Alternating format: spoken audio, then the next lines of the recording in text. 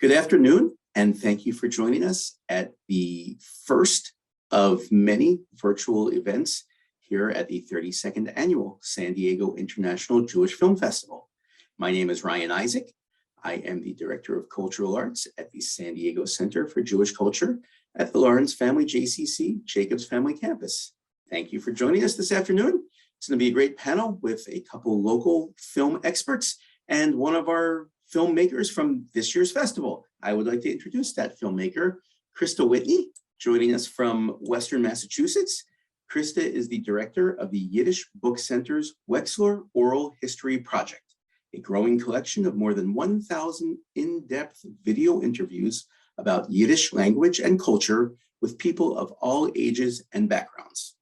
For the past 10 years, Christa has traveled near and far, recording oral history interviews while also managing a video archive and producing documentary films and web features about all aspects of Yiddish language and culture. Christa was recently named on the 2020 Forward 50 list of people we needed in a year we definitely didn't. Joining Christa is Beth Accomando. Beth began at KPBS in 1987, and she has been a film critic for more than 25 years. Beth is a member of the Broadcast Film Critics Association and Online Film Critics Society, and is past president and former education chairperson for the San Diego Film Critics Society. Since 1997, she has been covering independent and international cinema, as well as pop culture for National Public Radio and Public Radio International's The World. She has received numerous Society of Professional Journalists Awards and San Diego Press Club Awards for her radio and website work at KPBS. Beth has also received 11 Southwestern Area Emmy Awards in the categories of producing, writing, and sound design for promotional spots, as well as National Pro Max and Telly Awards while working at Fox. Rounding out our panel is Dr. Lawrence Baron. Professor Emeritus Lawrence Baron held the Nazatir Chair of Modern Jewish History at San Diego State University from 1988 until 2012 and directed its Jewish Studies programs until 2006. He received his PhD in Modern European Cultural and Intellectual History from the University of Wisconsin.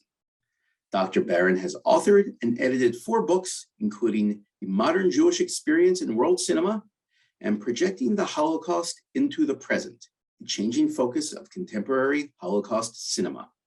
It is my pleasure to present all 3 of these people today, and I'm looking forward to this conversation with all of you. So, Dr. Baron, you were just talking about the value of the footage and hearing Avram recite his poetry himself and the video footage, the archives. Beth, as a film critic and also an arts and culture reporter, this kind of blends 2 worlds for you into one. What is your view on the importance of this film, of art really elevating other art, shining a light on another art form from an earlier time and potentially forgotten time? Well, I think what's especially great this year is that Who Will Remain is screening at the same festival as Song Searcher, which is a documentary in which these wax cylinders are uncovered that are, I think, almost a century old. And, wax cylinders are these delicate, fragile things. And the idea that these were saved and rediscovered, and pairing these 2 films, I did see them back to back. And it was really a wonderful kind of experience. And yeah, I mean, documentaries are fabulous for being able to shine a spotlight on something we don't know. I mean, I look at film, whether it's a documentary or a narrative film or a genre film or anything, as kind of this gateway to something that, whatever it focuses on, it's that little, nugget of information or something where you go like, oh, wow, I didn't know about that. Now I feel like I need to go, investigate further because this has just whetted my appetite for something. So I really applaud filmmakers who find these things that have either been overlooked or, haven't been focused on in some way, and shine a spotlight on it so that we can all take a look at it. And again, I hope that films like this really do open people's eyes. I mean, I look at films as like these ambassadors. It's like, you get this film and it says like, oh, here, look at this. Welcome to this world. Now maybe you can investigate on your own. So that's how I see these films.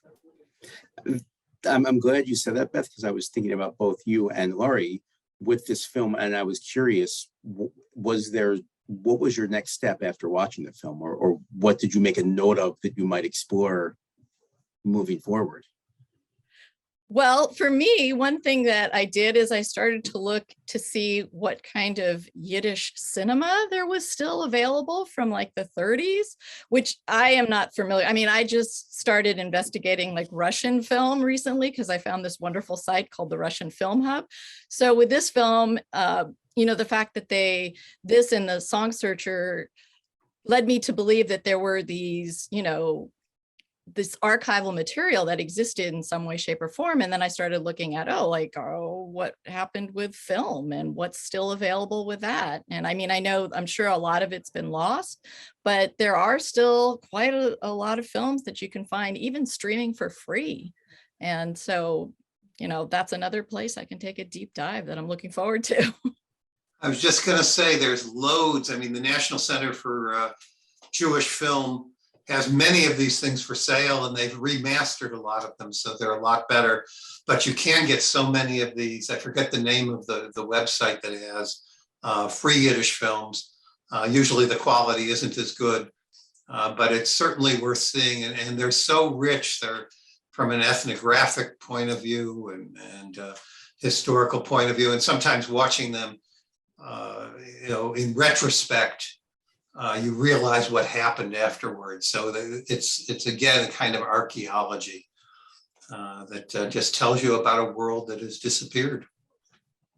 Yeah, and I love what you said, Beth, about films being ambassadors, because that's really so much of my experience, coming out of a nonprofit, which is really about preserving and educating about a culture that the making documentaries seemed like the next step after creating an archive, which is really the core of the work that we've been doing in order to really reach out and try to reach beyond the audience that already knows about this. So that was really Emily, the co-director, and I, that our intention was that you could come to this film as someone who is a fan of Sutzkever and really knowledgeable about Yiddish literature and find something interesting in there, or that, come to it new without knowing anything much about Yiddish literature. So I'm glad to hear that it piqued some curiosity.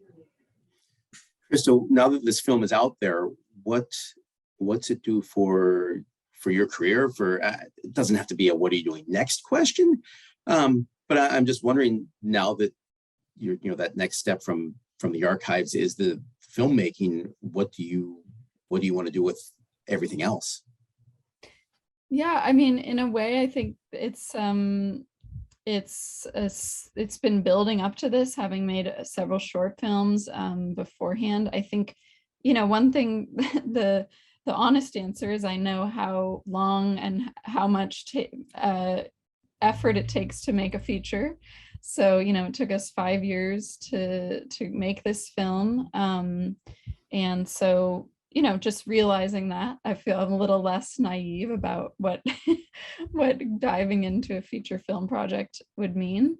And in a way, it sort of inspired me to focus in on the archival part of my daily work, because I think even if I'm not, I don't know if I'm going to make another film or what it would be if I'm pretty tied up with trying to still birth this film into the world. But I am feeling recommitted to creating as high quality primary source documents as I can, thinking that other filmmakers may use our archive. And it's an interesting question during the pandemic, because we've been doing all of our oral histories online now.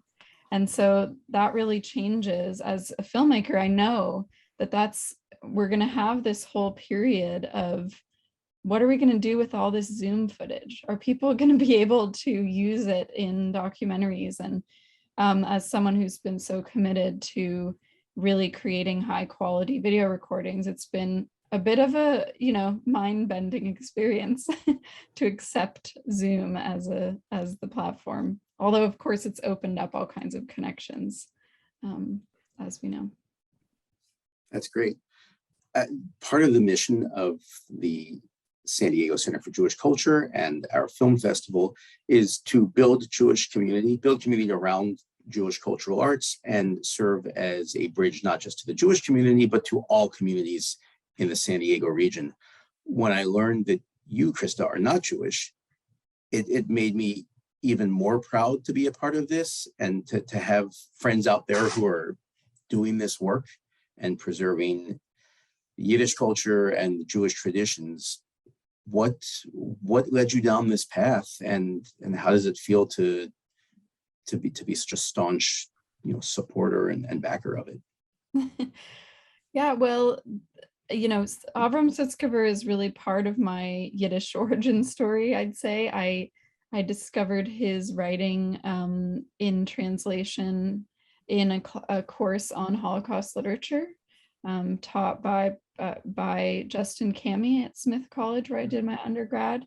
And I was already interested in history and literature. I had happened to be at a high school where we had an elective on World War II that was an amazing course that really inspired me then to go in, to sign up for the Holocaust literature class. It just so happened that I had this amazing professor for that, and that he had us read Sutzkever. And it really was at a time where I was interested in poetry, and his poems were so powerful that, along with other writers, of course, that I was reading Yiddish literature and translation, it inspired me to start to learn the language, and go, and I discovered this whole rich world.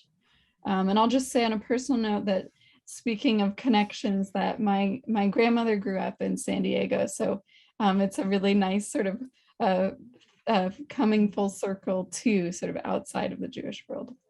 That's wonderful. That's really nice to hear. I was fascinated by Sutzkever's insistence on bringing Yiddish to Israel, and not learning Hebrew, and that language barrier and dynamic plays such a central role in the film.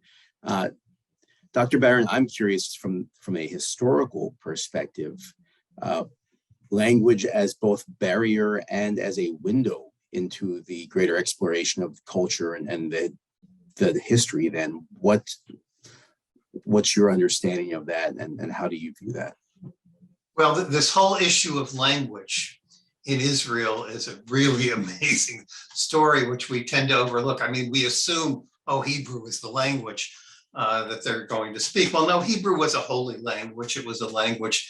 It was not, seen as something that you were doing in the vernacular. Yiddish was clearly, at least in Eastern Europe, and there are so many Jewish languages. Almost every place where Jews live, there's Judaic Persian. There's Judaic, Arabic, Ladino. There's all these different variants, but Yiddish was certainly the way people communicated. And the majority of people who came to Palestine as part of the Zionist movement were coming as Yiddish speakers. And Herzl, who's the founder, was a German speaker. And this, in fact, that's when this debate first really arose. Well, first arose with the recreator of Hebrew, the modernizer, Ben Yehuda, who not only tried to, give birth to a modern language from an ancient one, but also forbid his wife, his second wife, Hemda, from ever speaking, even though she was from Russia, from ever speaking Russian in their home once their child was born. And that turned into a debate around the Technion in Haifa when they were deciding what language they would teach in this technical university. And the main external sponsor was a German sponsor, was the Hilfsverein. And they suggested that the language of Technion be German. And this triggered this whole language war, which was won by Hebrew, but it was a tough sell. And there were societies for the protection of Hebrew that spied on people. You know, if they heard people speaking Yiddish, they would report them. If there were government reports that came out in that, they would report them. And even, you know, when the British imposed their own language, Yiddish was not one of the three official languages of Palestine. It was English, Hebrew, and Arabic. So for him to make this decision is a remarkable decision. And I actually, that's one of the things I wanted to know from Christa, if she knew, how much resistance did he receive? He also, by the way, was many Yiddish authors were very conscious that they were writing to a very limited audience and were very interested in getting their works translated and worked with translators or wrote with an eye towards translation. He did not do this. So maybe you can address that, Christa.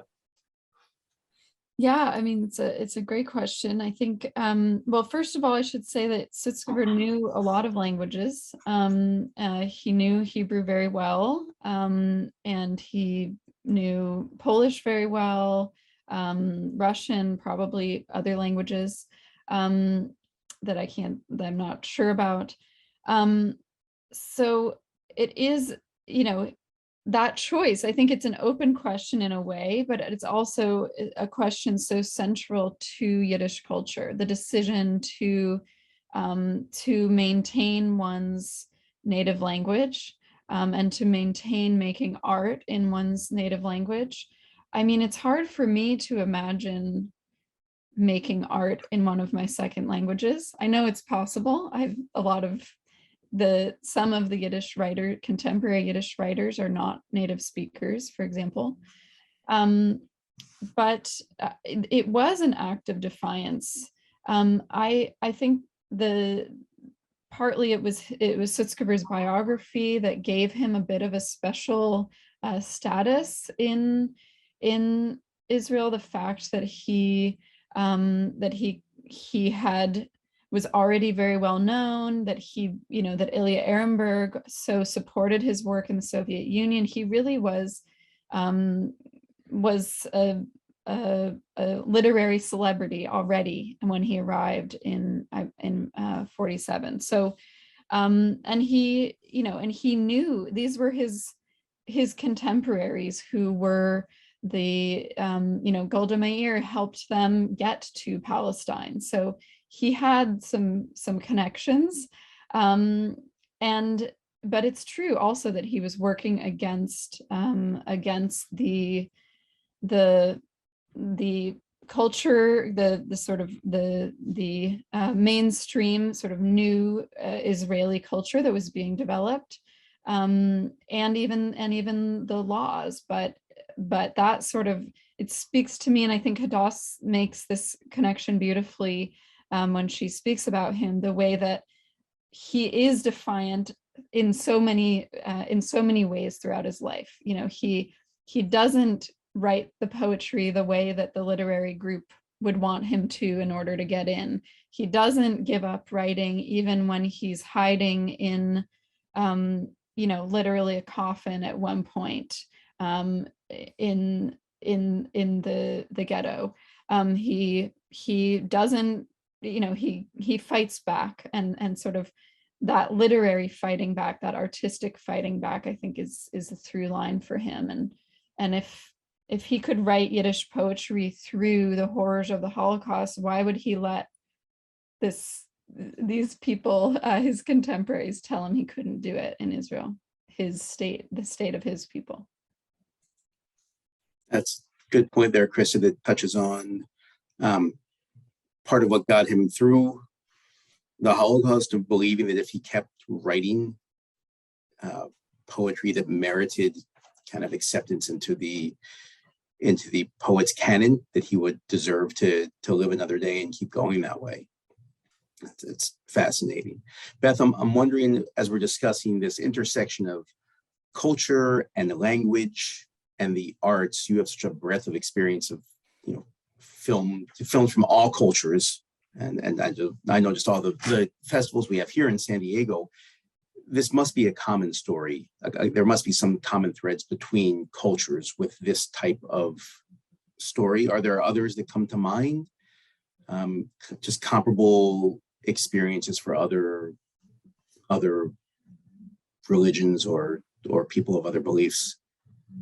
I mean, yes, I can't think of a specific example, but I do work with a lot of the other festivals here, and, each festival, there's always these films that have revelations, whether they're documentaries or narrative films that, are personal journeys. And so, I mean, I think that's true across the films. What I will say, and this is very specific to me because I happen to be a genre fan, I really love horror. And one of the things I enjoy is finding films from around the world that deal with horror that's very specific to their own culture, religion. I was raised Catholic, so, possession, exorcisms, those kind of horror films have a very particular flavor. And I recently saw one that was from, I believe, the Philippines, where it was the same basic idea. It's an exorcism, it's a possession, but the way the community reacts to it, the things that they have to do to, clear the demon out. And there are a couple of recent films that deal with Jewish and Yiddish culture in horror. There was The Vigil and also Demon, and a little bit in A Serious Man, the Coen brothers film. So I really find it fascinating to look through the lens of horror at a lot of this stuff and seeing what you find out through that. And again, you get the commonalities, the things that are universal across cultures, and then the things that are very specific to how do you view the dead? What do you think happens, in the afterlife? And what does that mean to those who, remain behind as the living? And, it's fascinating to see how that plays out across different cultures. So for me personally, like I said, I'm a genre fan, and I really seek that stuff out through things like horror, because I think in some ways through pop culture and through things that are a little bit less, that are viewed as less artistic sometimes, you can find sometimes greater truths in some ways. And so I've always been a champion of those kind of films, in addition to, the films like Who Will Remain, which, takes a very different tact, but, eventually gets to a similar point of exposing you to a very different culture. Beth, I'm excited now for Christy to dig into those archives and find the Yiddish horror film that's somewhere in there. And, The Dybbuk. Mm-hmm. Yep. Yep. I mean, that's the mythology, folklore, whatever you want to call it, that kicks off A Serious Man, which is the Coen brothers film. And that does appear in other films as well. But yeah, I think it's fascinating. So yes, Christa, your next project.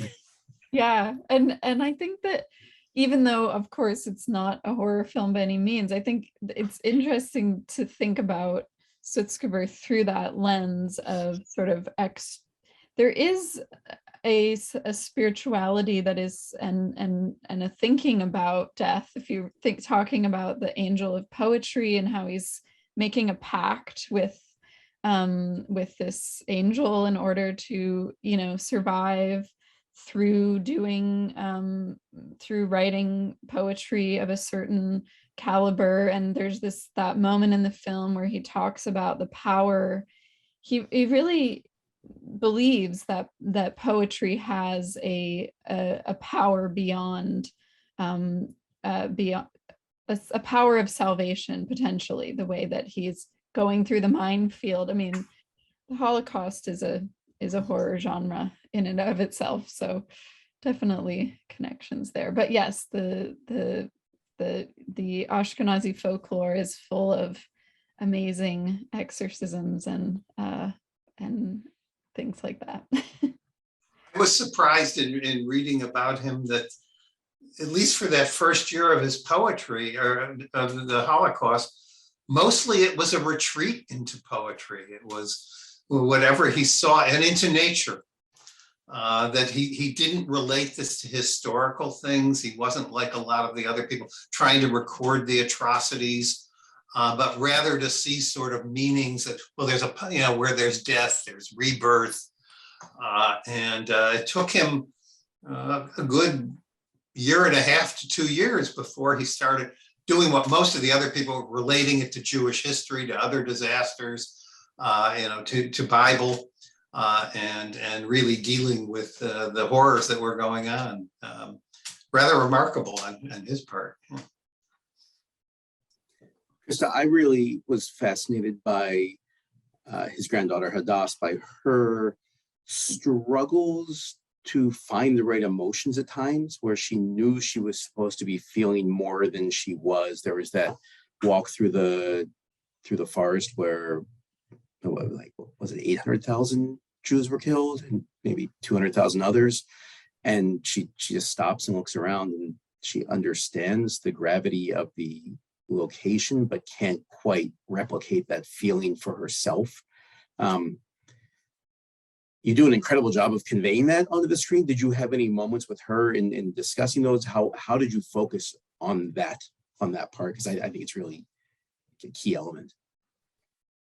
Yeah, well, I mean, she shot that film, you know, and that footage. So we weren't involved in that. What I will say is that I've been to that place. I've been to Ponar and felt that feeling of what emotions are we as people. I mean, I'm not a direct descendant of Holocaust survivors, but actually a descendant of Lithuanians. And what am I supposed to feel here? I mean, it's overwhelming, and these are places that are important to preserve and to visit, but the emotions that one might expect to feel there are not always the emotions that one feels there. So having that experience myself of going there, and I had a very meaningful experience of going there with friends as I was learning Yiddish, and with Fania Bronsovsky, hearing her, who was a partisan fighter, also in a different unit, but in the same network that Sitzgeber was in.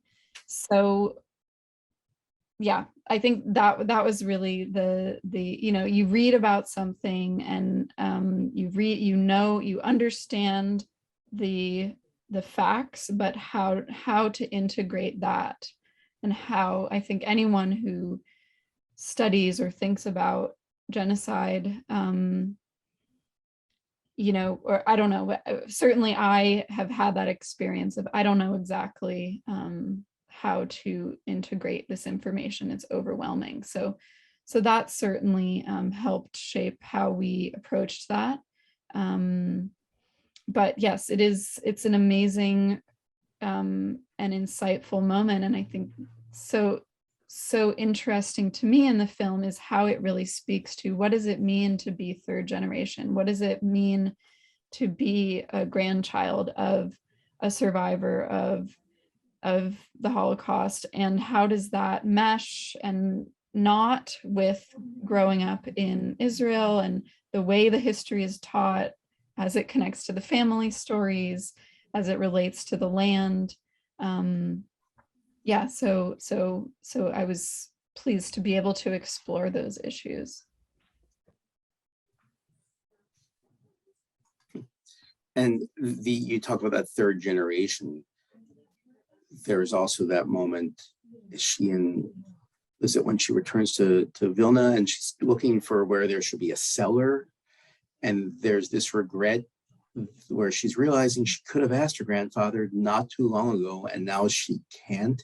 And that was it just got me. That was such a heavy moment. And again, I'm curious somewhat into your relationship with her, and I know you haven't spent a lot of time with her lately, and then also in how her story then becomes, it's a redemption story, where she, you know, takes the stage at the end, where where her grandfather once was. That just packaging that together, I'm curious and how you went about that and how much direction you got from her and how much was just letting the footage do its thing. Yeah, well, I mean, a lot of I mean, we had this amazing footage and a lot of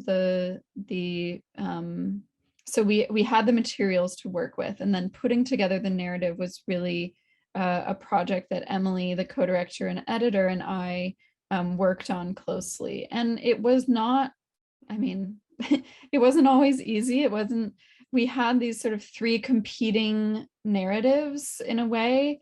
I mean, Emily describes this better than I'm going to from her sort of editor brain, but you know, we have the thread of narrative, which is Sutzkever's biography. We have Hadassah's story, and then we also have the poetry. So how to weave those three together? There was tension. How much is this Hadassah's story versus his story? How much poetry do we want to cram in here? How much can the audience take listening, reading subtitles? So that was a tension. And really, but in terms of the arc, we really were following Hadassah's, what we felt through talking to her and through the footage was her journey, and it's not the same arc that another grandchild of a Yiddish writer might have. It's so dependent on her being an actor and using performance to help process and connect to her grandfather is so central to her own story. So we did follow that and use that, but over the years we ended up adding a lot more about Sutzkever and his biography because we needed both. Great. Dr. Baron, I'm wondering, what is the role of the historian now that you have a film like this at your fingertips? What do you want to do, and how do you use this to educate? Since I'm retired from teaching, I could take the easy way out on that. I could see using parts of this. Film is, you know, I tend to write about and have done courses on feature film, not on documentaries. And actually, that's a question I could direct. One of the things I differ, you know, people say, well, documentaries, you know, that's the truth. I said, no, it's edited and people are making selections all the time and they're giving an interpretation. And so I probably, if I did show it in a class, after talking about this and how constructed documentaries are, I might ask students to read some Sutzkever and then say, do you think there's an interpretation here? What's going on?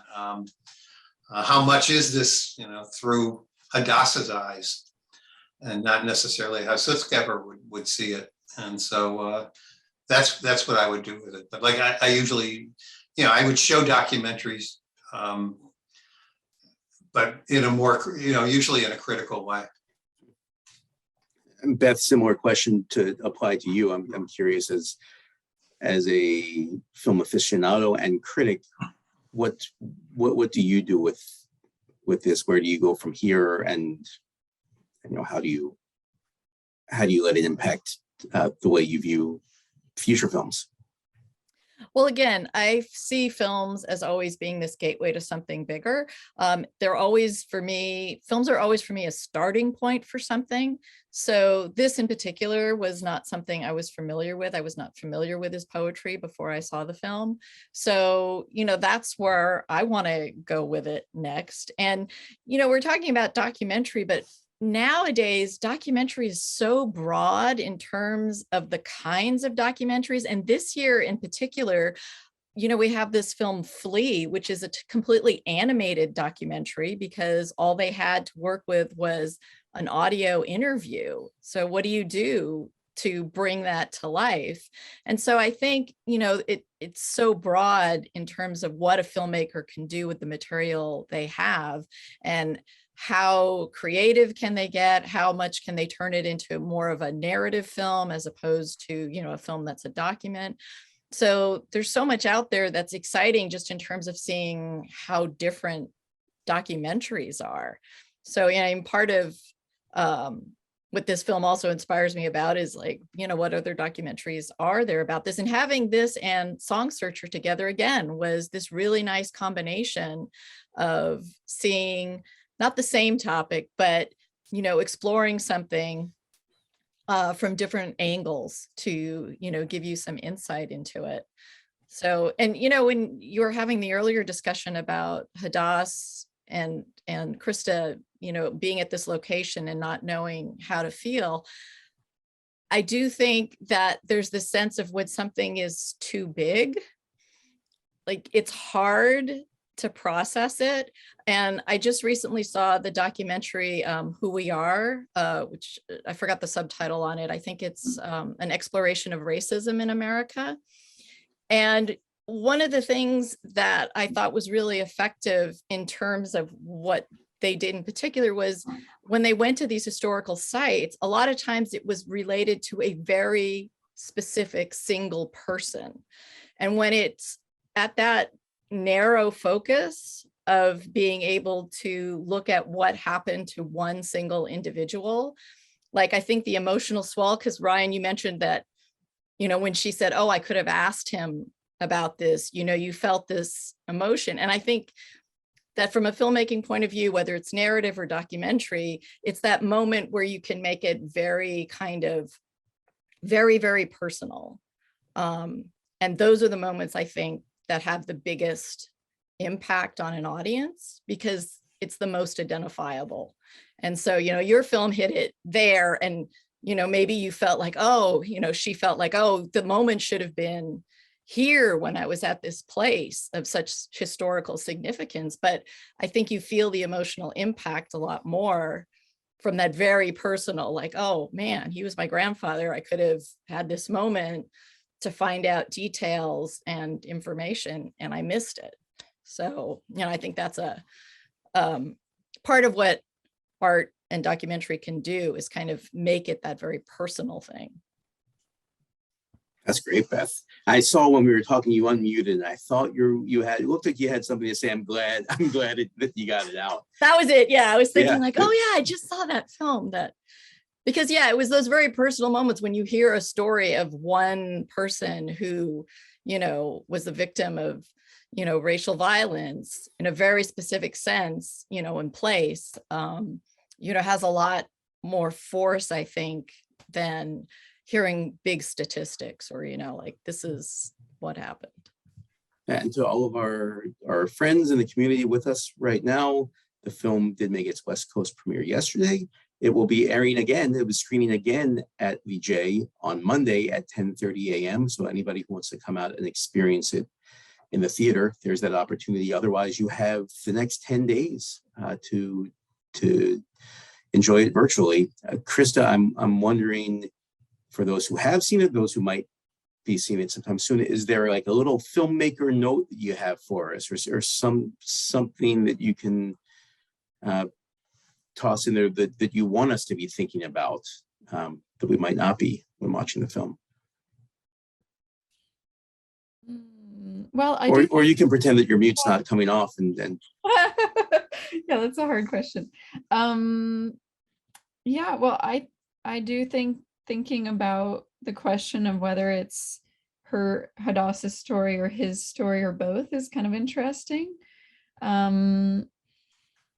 I also think knowing that Hadass did a lot of the filming herself is interesting to know as you watch it or think back on it.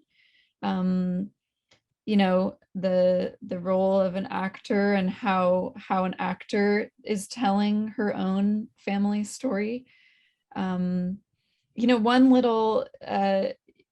One thing that I think is something that Emily and I talked about a lot is how is the Holocaust represented visually? how do we want to represent this visually? And we made some choices that I think are different than other documentaries that touch on the Holocaust in terms of not using a lot of the really graphic footage that a lot of other films use. So, yeah, maybe notice that and think about maybe why we did that. And yeah, but I don't know. Oh, I spent a lot of time just thinking, whose story is this? And it's the fact that it's a grandfather and a granddaughter. It doesn't need to be one person's. I think it's just a lovely family story, and it's that, the love between a grandfather and a granddaughter too. That's wonderful, regardless of where they came from or what the circumstances were. I want to thank everybody who's been with us today for your patience. We had that technical, I would say, glitch, but it might have been more than that with Event. But thanks for sticking around and being a part of this in Zoom. I know it's getting later on the East Coast. A couple of our East Coasters already dropped off for Shabbat preparations. So I do want to wrap up and let everybody get on with their evenings and the weekends. I'm sure this will be a busy film weekend for people either coming out to the theater or watching virtually. Beth and Laurie, thank you both very much for being a part of this and lending your expertise to it. Christa, it was a pleasure to have you. And I think there's a lot we can do with Yiddish poetry. And I'm thinking that when the day comes that we can safely and more enthusiastically gather together, we can reunite this band and do something here at the JCC to celebrate the film and Yiddish poetry. So thank you for being with us, and thanks to everybody out there who's been listening. Thank you. And I'll just Thank add before we sign off also that we're having another event on February 20th virtually, which is more of a celebration of Sutzkever's Yiddish poetry. So if you're curious about that angle, yeah, check that out on the festival site. And thank you so much, Ryan, and both of you for helping celebrate this West Coast premiere. It really means a lot that you've taken the time to do this. This was great. Thank you. Shabbat Shalom, everyone, and have a nice weekend. Good Shabbos. Thank you.